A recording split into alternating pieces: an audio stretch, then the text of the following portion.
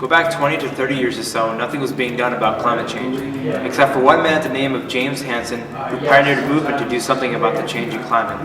Over the next 20 years, global warming is expected to increase by 0.2 degrees per decade, but the older leaders in Congress are making decisions for the younger generation who will really be affected in the future.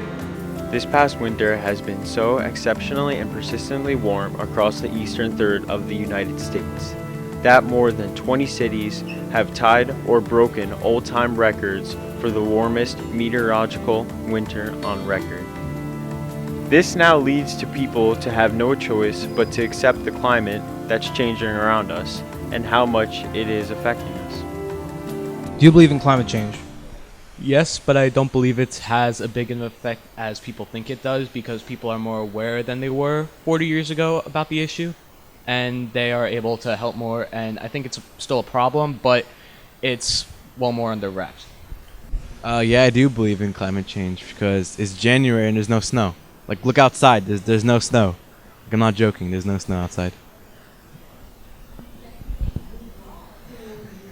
I do believe in climate change because, the polar ice caps are just melting right now because of it.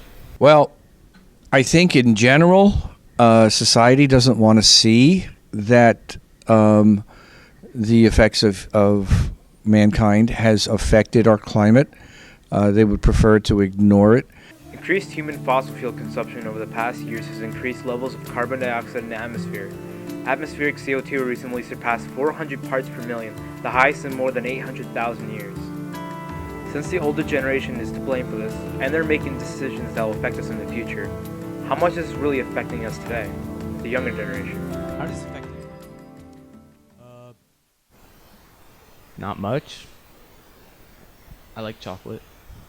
It doesn't really affect me because I like when it's warm out, but it affects penguins on the ice caps, whatever else is living on there. It's going to affect our kids mostly because in like 50 to 100 years, when 7 billion humans are spouting CO2 in the air, yeah, it's going to cause some changes.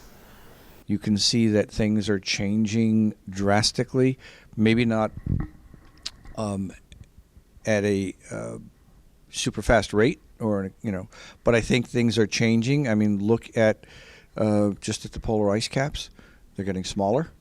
There is indications that our overall weather on the planet is changing, and we're seeing some. I believe we're seeing some of the changes that are directly related to climate change.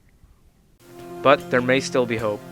Young organizations such as Protect Our Winters, who fight against climate change and give a voice to winter tourism that provides over 900,000 jobs and $66 billion in economic revenue, and Surfrider Foundation, who want to preserve the world's oceans, waves, and beaches, but due to global warming will have the water levels rise and beaches will get destroyed. How important are the winters to you? I think the winters are important because when you get a lot of snowfall, a lot of the snow is able to seep into the ground. It's kind of like rain, but it's colder and it's able to kind of last longer.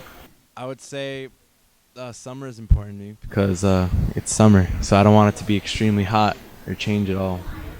I want everything to stay the same because change is bad.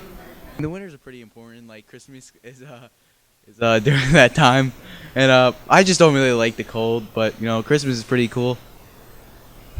Do you like the snow? No, I don't like the snow.